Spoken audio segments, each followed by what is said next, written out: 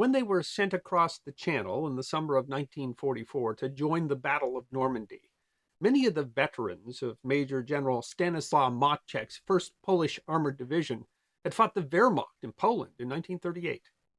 They'd escaped through France and Hungary and spent years training in Scotland for this moment. For them, the campaign was more than just an effort to liberate France.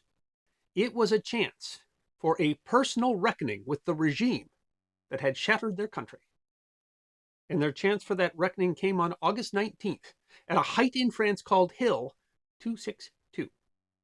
Dwight Eisenhower would say of the battle, no other battlefield presented such a horrible sight of death, hell, and destruction.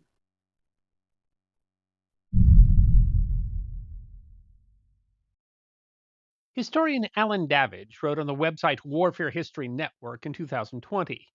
Poland does not always get the recognition it deserves for helping to defeat Nazi Germany and end the war in Europe. Yet it was servicemen from Poland who tipped the balance in some of the most crucial encounters of the war.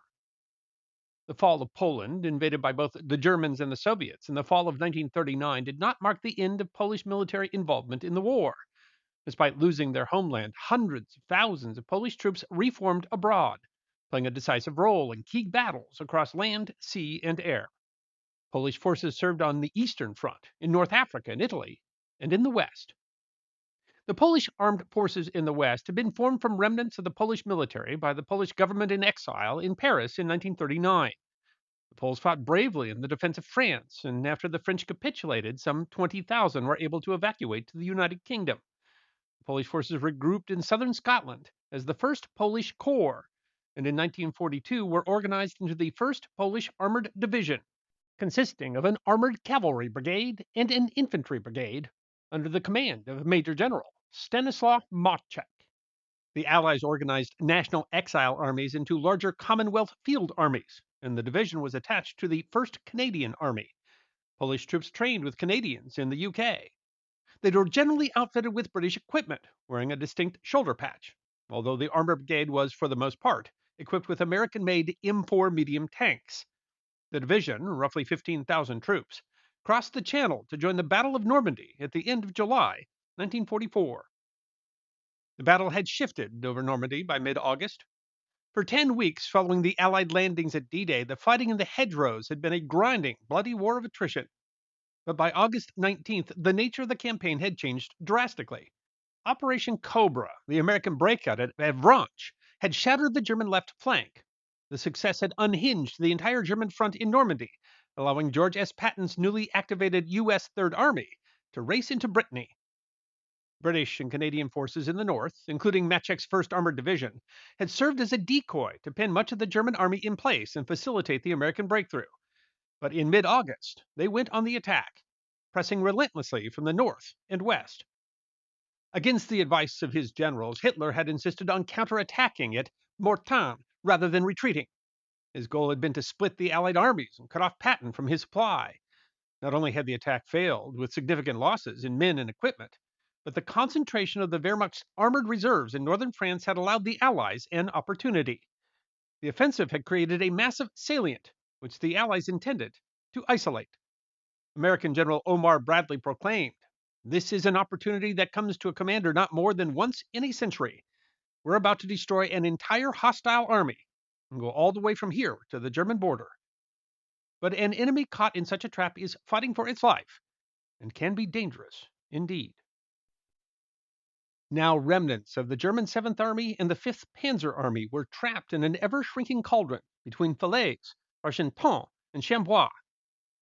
Two field armies, comprising over 100,000 men with hundreds of tanks and artillery pieces, were attempting to squeeze through a narrowing gap to escape eastward towards the Seine. The Allies were racing to cut off their escape from what came to be called the Falaise Pocket, and the task of slamming the cork into the Falaise Pocket fell to the Polish 1st Armored Division. Standing directly across the mouth of this escape corridor was a long, ridge-like feature that military maps called Mont Ormel, named after a village and a pass through the ridge. The high point on the ridge over the village was 262 meters, thus giving the height the name Hill 262. Because the shape of the Twin Peak Heights resembled a medieval club, the Polish soldiers tasked with taking and holding it called it the machuga, the mace. The race to take and hold the mace began August 19th. Lieutenant Colonel Alexander Stefanowitz led a battle group centered around the 1st Armored Regiment and the 8th Highland Infantry Battalion towards Montemel. Moving through dense dust and navigating roads choked with abandoned vehicles, Stefanowicz's armor clambered up to the northern peak. They reached the summit at approximately 12:40 in the afternoon. When the Polish tanks reached the crest, the crews were stunned by the sight below. Spread out across the valley of the Dive River, stretching along the sunken lanes towards Chambois, was the entire retreating mass of the German military in Normandy. Horse-drawn supply wagons, half-tracks, Panther and Tiger tanks, staff cars, and thousands of exhausted infantry were jammed bumper to bumper along every viable route. Stefanowitz immediately deployed his Sherman tanks along the crest. Polish forward artillery observers radioed back coordinates to Canadian and British artillery batteries positioned miles to the west. Within minutes, high explosive shells began raining down on the congestion below. Tank fire cut through supply columns, setting fuel trucks ablaze and turning the narrow valley roads into impassable death traps. The Allies would rain fire from artillery and fighter bombers down on those troops. The shrinking escape route would become known as the Corridor of Death. French historian Marcel Lony wrote, "The German columns came to a standstill under the persistent Polish fire. In panic, men abandoned their equipment, setting fire to whatever would burn cars, tanks, and other vehicles. They took to their legs to save themselves. The bodies of men and horses strewed the road." An estimated 10 to 15,000 German troops would be killed and hundreds of tanks and heavy equipment destroyed attempting to escape the trap at Falaise. Dwight Eisenhower would say of the destruction that the scenes could only be described by Dante. The Germans were surprised at first to find the Poles holding the hill, but regrouped and responded by firing at the Poles with their own artillery, including the terrifying Nebelwerfer rockets. By late afternoon on August 19th, the Polish forces on Hill 262 had established a stranglehold over the primary escape route. They had plugged the gap, but in doing so, they had placed themselves directly in the path of a desperate, cornered enemy. Lonnie writes, SS troopers, trapped in the pocket which was becoming a hellish cauldron, assaulted Hill 262 in waves. Their ferocious attacks pinned down the Polish units, which were unable to close the whole width of the breach. The morning of August 20th, General Paul Hauser, commanding the trapped 7th Army, realized that to escape the death trap, the Polish position would have to be eliminated. He ordered a dual-pronged assault to reopen the corridor. Trapped elements of the 1st SS, 10th SS, and 116th Panzer Divisions would assault the hill from inside the pocket, but a significant force, the 2nd SS Panzer Corps, which had already managed to cross the Dive to the east, was ordered to strike Hill 262 from the outside. The Polish battle group on the Mace, roughly 1,500 infantrymen, 20 anti-tank guns, and 80 tanks, was completely surrounded. That morning, fog and heavy ground haze masked the initial German approaches, preventing Allied ground attack aircraft from providing close air support. Waffen SS infantry, supported by Panther tanks, mounted repeated assaults up the wooded slopes of the hill. The defenders fought from shallow slit trenches dug into the stony hill, using Bren-light machine guns, Lee infield rifles, and anti-tank weapons to turn back wave after wave of infantry. Lonnie writes, "There was an indescribable melee with vicious hand-to-hand fighting. The element of surprise, the fatigue of the defenders, the Panther superiority over the Sherman, and the lack of supplies created a situation such that the outcome of the battle depended upon the valor of the men, their will to resist, and their determination to overcome the enemy, or be killed where they fought. Not one man fled, not one surrendered." Canadian units to the north were valiantly trying to break through to the hill, but they were facing heavy opposition. On the southern slope, Polish Shermans engaged German armor at point-blank range through thick tree lines. Tank duels erupted across distances of less than 100 yards. When fuel and ammunition began to run low, Polish crews salvaged shells from knocked-out vehicles, both Allied and German. By late afternoon, the perimeter had shrunk dramatically. German infantry managed to break through into the dressing station near the hill's crest, where Polish doctors were treating hundreds of wounded men, including captured German soldiers. Hand-to-hand combat broke out around the medical tents before Polish infantry managed to clear the area with bayonets and grenades. The beleaguered defenders held out hope that the Canadians would reach them in the night. They didn't. By the morning of August 21st, the situation on Hill 262 was critical. The hill was entirely circled, cut off from all land supply lines. Airdrops attempted by Allied C-47 transport planes were only partially successful, with many supply canisters landing in German-controlled ravines or hung out of reach in high trees. Ammunition was down to a few rounds per weapon. The Polish tanks were virtually out of high explosive shells, relying almost entirely on armored piercing rounds or coaxial machine guns. Water had run out, and men were resorting to sipping liquid from tank radiators or condensation off equipment. At 11 a.m., the 2nd SS Panzer Corps launched its final coordinated attempt to break the Polish line.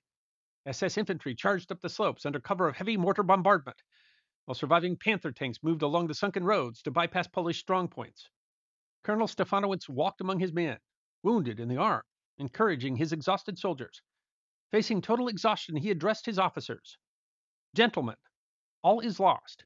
I do not believe the Canadians can come to our rescue. We have only 4 shells left per gun and 50 rounds per rifle. Fight to the end. Surrender to the SS is useless. You know that well. Tonight, we will die for Poland and civilization. We will fight to the last platoon, to the last tank, to the last man. Guys, die hard. But despite the desperate shortage of ammunition, the defenders held.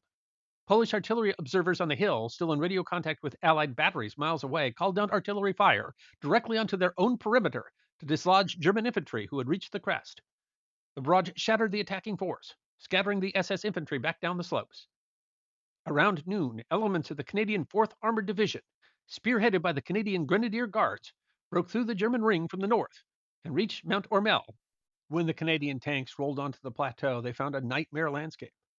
Over 2,000 dead and wounded German soldiers lay scattered across the slopes alongside hundreds of destroyed vehicles.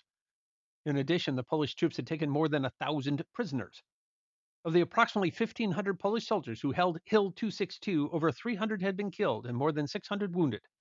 The war diary of the Canadian Grenadier Guards records, "The picture at point 262 was the grimmest the regiment had so far come up against.